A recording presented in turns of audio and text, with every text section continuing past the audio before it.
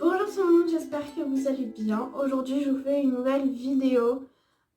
C'est une vidéo qui me compte beaucoup pour moi parce que tout simplement, je suis en train de passer par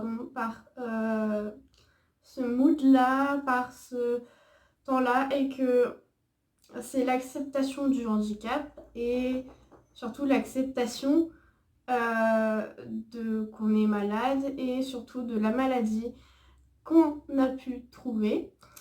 Et en fait, moi, je suis dans ce thème-là où j'essaye d'accepter la maladie en fait qu'on est en train de me diagnostiquer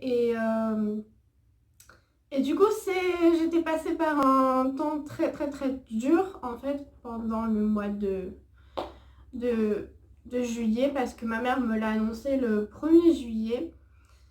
Alors je vais un peu vous expliquer comment ça s'est passé, de comment on a pu en arriver à ce diagnostic là et voilà.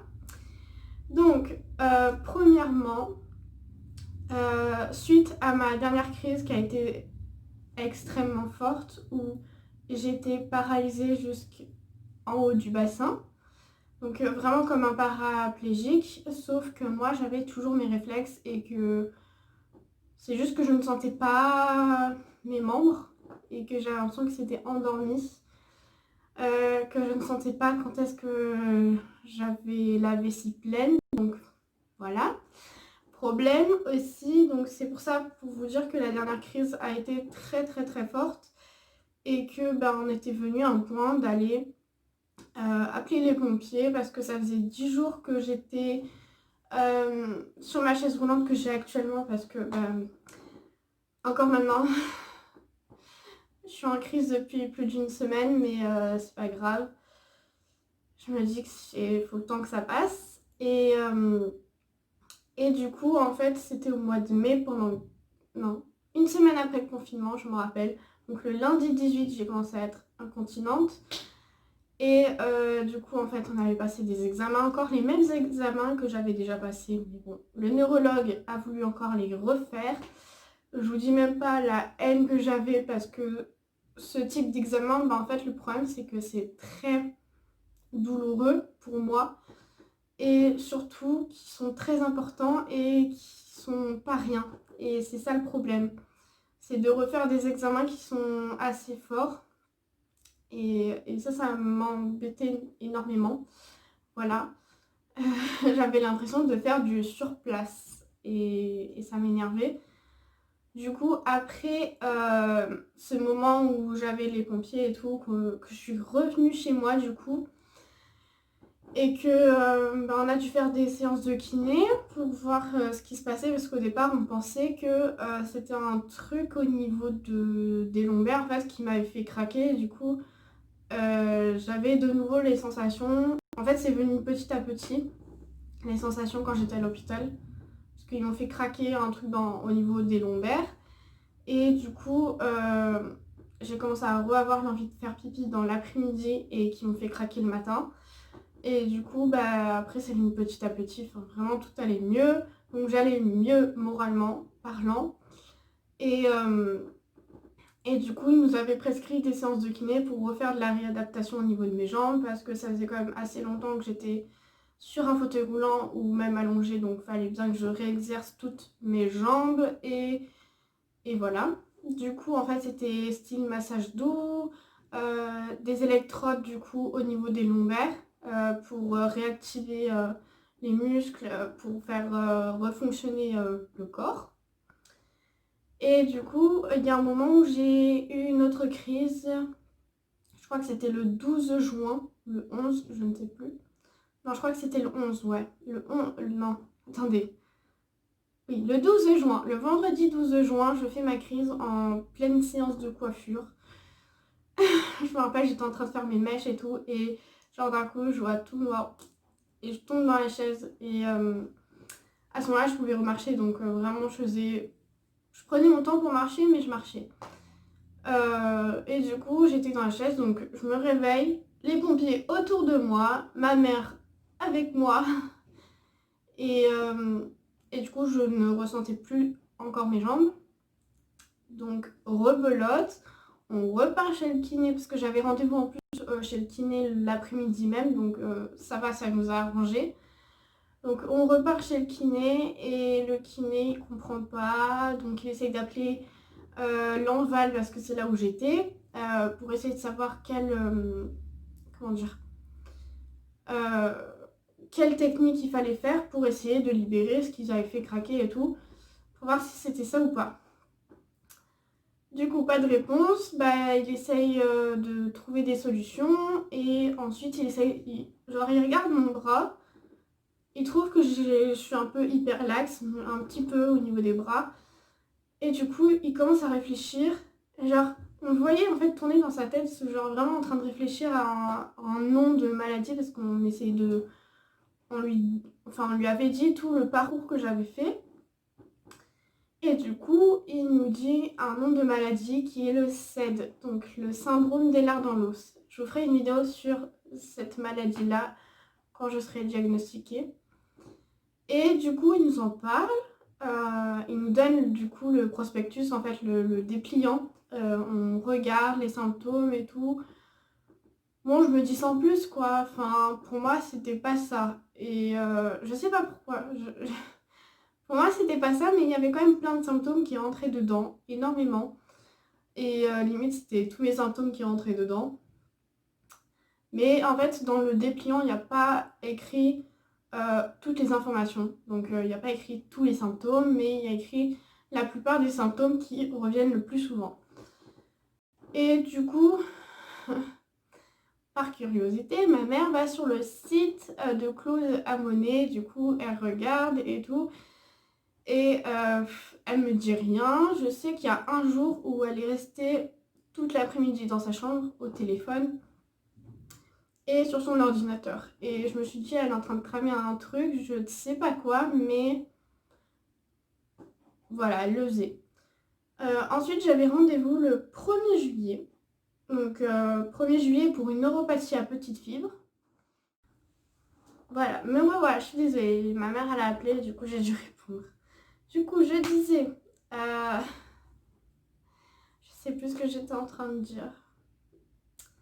Oui, du coup, j'avais rendez-vous le 1er juillet et c'était pour la neuropathie à petite fibre. Et moi, je savais que la neuropathie à petite fibre, c'était absolument pas ça. Je le sentais direct. Je sais pas. Ma mère aussi, elle le sentait, mais voilà, on s'est dit, bon, faut bien le faire, comme ça on élimine. Voilà, on est sûr et certain. Donc l'examen est vraiment très rapide, hein. On se lève, bon, moi j'arrivais à me lever, mais à me tenir, vraiment pour moi c'était l'effort du jour. Et voilà, j'avais ma mère quand même à côté parce qu'on a des barres en fait, enfin pas des barres. On a une appui pour ses mains parce que c'est au niveau de la transpiration de tes mains et de tes pieds qui regardent. Et parce qu'en fait dans cette maladie on transpire énormément. Et vu que dans la famille on transpire énormément, on s'est dit peut-être. Voilà, bref. Et du coup, bah, on fait l'examen, on attend au moins le descriptif pour dire comment ça s'est passé, s'il y a une anomalie et tout. Et ils disent faut attendre, faut donner ça au médecin et voir ce qu'il en pense. Et en fait, le problème c'est qu'à chaque fois ils vous disent ça, mais en fait à la fin il y a le truc, la conclusion. Et du coup il y a marqué genre négatif. Donc ok, on se dit c'est bon, c'est pas ça. Du coup, là j'ai pas passé la meilleure de ma vie. Parce que j'étais en mode... En fait, j'étais quand même en mode déception parce que je m'attendais quand même à un résultat. Parce que je pense que c'était genre le contre-coup de se dire putain, encore un truc, c'est toujours pas ça. Enfin, je trouvais toujours pas ce que j'avais. Donc forcément, le moral ne va pas avec. Voilà. Donc j'étais avec mon petit fauteuil parce que le petit fauteuil est plus facile pour tout ce qui est déplacement. Et on était avec la voiture de ma mère en plus. Donc on n'avait pas besoin d'attendre le taxi, donc tout allait bien. Donc on s'arrête dans le hall, enfin on sort de la salle d'examen et tout, on descend au niveau du hall.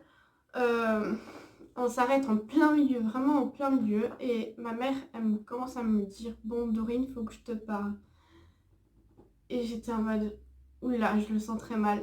Vraiment, j'étais pas bien du tout, mais pas bien du tout. Et du coup, elle commence à me parler de la fois où le kiné nous a parlé de cette maladie-là, donc du CED. Et c'est encore frais pour moi parce que 1er juillet, voilà, je suis un peu sur la route de l'acceptation et tout, mais voilà, il y a encore du travail à faire. Voilà. Euh, du coup, on va... Enfin, elle commence à me parler. Elle commence à me dire, bon, bah, Enfin, c'est pas que je t'ai menti, mais je t'ai caché derrière ton dos euh, pour en être sûre, pour faire toutes les choses et avoir le rendez-vous et tout avant que je t'en parle. Parce qu'en fait, elle avait vraiment tout préparé et elle attendait vraiment le dernier moment après le rendez-vous pour savoir si c'était pas ça. Et vu qu'elle en était sûre, bah, elle savait qu'elle allait m'en parler. Et du coup, elle avait vraiment tout préparé. Elle avait fait un questionnaire. Elle avait parlé à la présidente qui a le CED, elle et sa fille, qui est tout le temps en fauteuil d'ailleurs. Et du coup, en fait, c'est la présidente de l'association du CED. En fait, c'est un CED, je crois, Uniced ou un truc comme ça. Et du coup, elle lui avait appelé, enfin, elle l'avait parlé et tout. Et la dame du CED, là, a dit, c'est sûr, c'est le CED, faut absolument que vous ayez un rendez-vous en urgence. Et du coup, bah, on a eu le rendez-vous pour le 2 octobre, qui est quand même assez urgent dans le monde médical. Voilà. Parce que normalement, ça aurait mis 6 mois. Là, on a 4 mois de différence, donc 2 mois de gagné. Et, euh, et du coup, elle commence à me dire, tu sais, il y a quand même... C'est la première maladie où tous tes symptômes rentrent dedans. Et, euh, et j'étais en train de dire, oui, je sais, mais enfin, voilà, c'était juste l'acceptation de... Parce que j'avais lu comment était la maladie, je regardais des reportages sur des personnes, de comment ils le vivaient, sur plein de trucs. Et voilà, je savais très bien que cette maladie ne se guérissait pas, qu'elle est là toute une vie et que c'est dans la famille. Et que tout simplement, bah, si je veux avoir un enfant, bah, je lui donne automatiquement la maladie.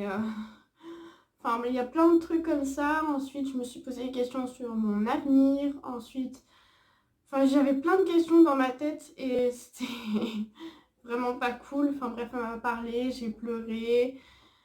Enfin, ce qui était logique parce que pour moi, c'était un choc et j'étais pas bien.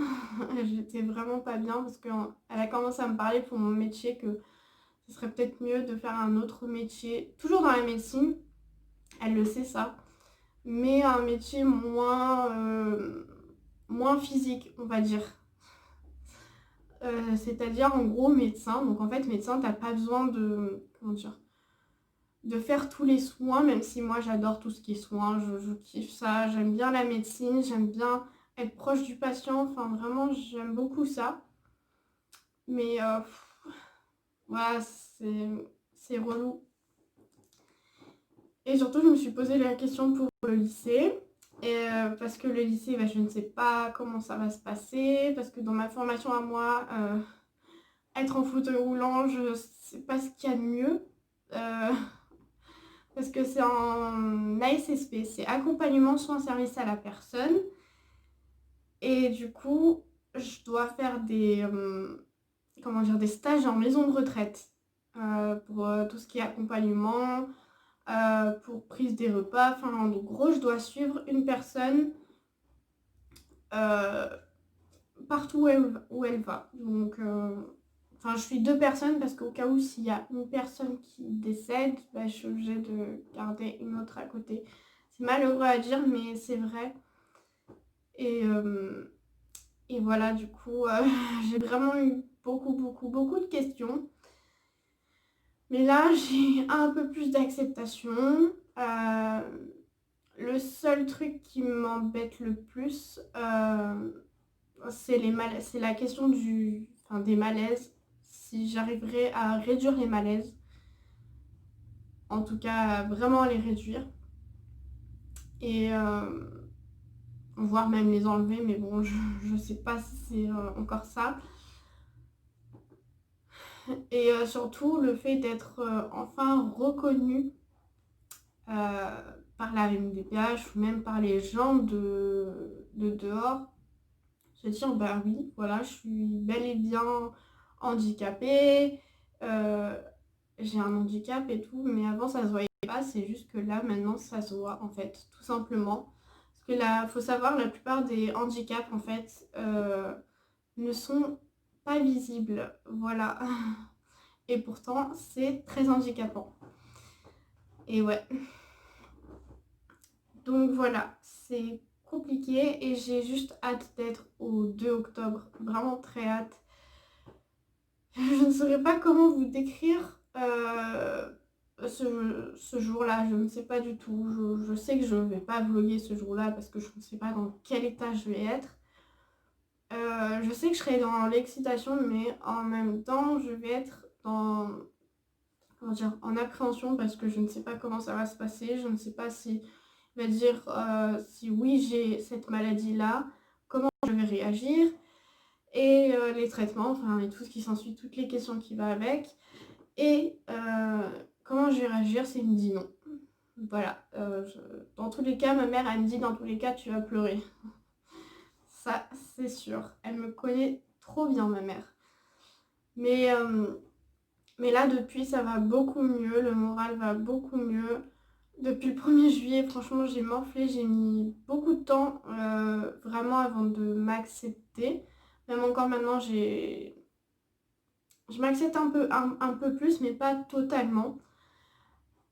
Voilà, parce que l'acceptation, ça met beaucoup de temps et ça peut pas mettre comme ça en un claquement de doigts. Ça prend toute une vie, vraiment. Et voilà quoi. En tout cas, je sais pas trop comment finir cette vidéo, je suis désolée. En tout cas, je vous fais de gros bisous. J'espère que vous allez bien, que vous allez passer une bonne rentrée. Et si vous retournez pas en cours, dites-le moi ce que vous allez faire et tout, vraiment. Parce que je ne sais pas du tout moi non plus si j'y vais. Voilà, ça va être très compliqué. Mais je sais que ma mère, elle voudra pas parce que j'aurai pas d'AVS avec moi. Voilà, parce que ça aussi, c'est une autre histoire. Voilà, je vous parlerai du dossier MDPH et de la maladie, enfin plein de trucs à côté. Ne vous inquiétez pas, mais sinon cette vidéo va être très très très très longue. Je suis désolée. En tout cas, je vous fais de gros bisous et je vous dis à bientôt. Bye.